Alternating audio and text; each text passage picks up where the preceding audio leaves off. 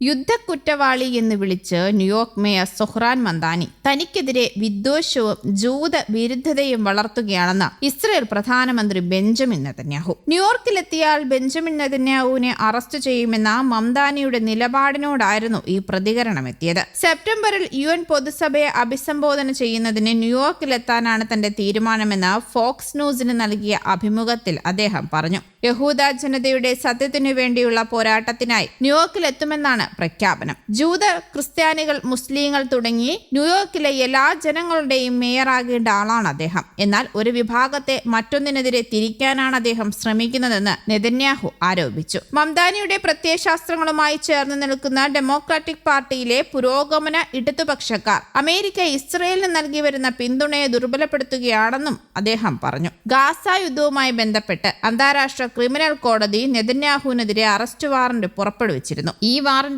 വ്യാജവും മുഖ്യ പ്രോസിക്യൂട്ടർക്കെതിരായ ലൈംഗികാരോപണങ്ങളിൽ നിന്ന് ശ്രദ്ധ തിരിക്കാനുള്ള നടപടിയുമാണെന്നാണ് നെതന്യാഹു കുറ്റപ്പെടുത്തുന്നത്. ലൈംഗികാതിക്രമ ആരോപണത്തെ തുടർന്ന് ICC ചീഫ് പ്രോസിക്യൂട്ടർ കരീം ഖാനെ വെള്ളിയാഴ്ച പുറത്താക്കിയിരുന്നു. നെതന്യാഹു ന്യൂയോർക്കിൽ കാലുകുത്തിയാൽ അറസ്റ്റ് ചെയ്യുമെന്ന് നേരത്തെ തന്നെ മംദാനി മുന്നറിയിപ്പ് നൽകിയിരുന്നു. പിന്നീട് വിദഗ്ധരുമായി കൂടിയാലോചിച്ച ശേഷം ന്യൂയോർക്ക് ഭരണകൂടത്തിന് അതിനുള്ള നിയമപരമായ അധികാരമില്ല എന്നും നെതന്യാഹുവിനെ അറസ്റ്റ് ചെയ്യാൻ ഫെഡറൽ ഭരണകൂടം തയ്യാറാകണമെന്നും ആവശ്യപ്പെടുകയും ചെയ്തു. എന്നാൽ അമേരിക്കയിൽ വെച്ച് ഒരു കാരണവശാലും ബെഞ്ചമിൻ നെതന്യാഹുവിനെ അറസ്റ്റ് ചെയ്യില്ല എന്നാണ് പ്രസിഡന്റ് ഡൊണാൾഡ് ട്രംപ് ഉറപ്പ് നൽകിയത്. ഇസ്രയേൽ പ്രധാനമന്ത്രി ബെഞ്ചമിൻ നെതന്യാഹു ഹേഗിലെ അന്താരാഷ്ട്ര ക്രിമിനൽ കോടതിയിലാണ് ഉണ്ടാകേണ്ടതെന്നാണ് തന്റെ വിശ്വാസമെന്ന് ന്യൂയോർക്ക് ടൈംസിന് നൽകിയ അഭിമുഖത്തിലാണ് മേയർ സൊഹ്റാൻ മംദാനി ആവർത്തിച്ചത്. ഗാസയിലെ സൈനിക നടപടികളിൽ മാനവരാശിക്കെതിരായ കുറ്റകൃത്യങ്ങൾ ചുമത്തി ICC അറസ്റ്റ് വാറന്റ് പുറപ്പെടുവിച്ചുള്ള നെതന്യാഹു ഒരു കുറ്റവാളിയാണെന്നും കഴിഞ്ഞ വർഷങ്ങളിലെ അദ്ദേഹത്തിന്റെ പ്രവർത്തനങ്ങളിൽ പലരും ഇതേ അഭിപ്രായം തന്നെയാണ് പുലർത്തുന്നതെന്നും മംദാനി വ്യക്തമാക്കിയിരുന്നു. തന്റെ മേയർ തെരഞ്ഞെടുപ്പ് പ്രചാരണ വേളയിൽ തന്നെ നെതന്യാഹു ന്യൂയോർക്കിലെത്തിയാൽ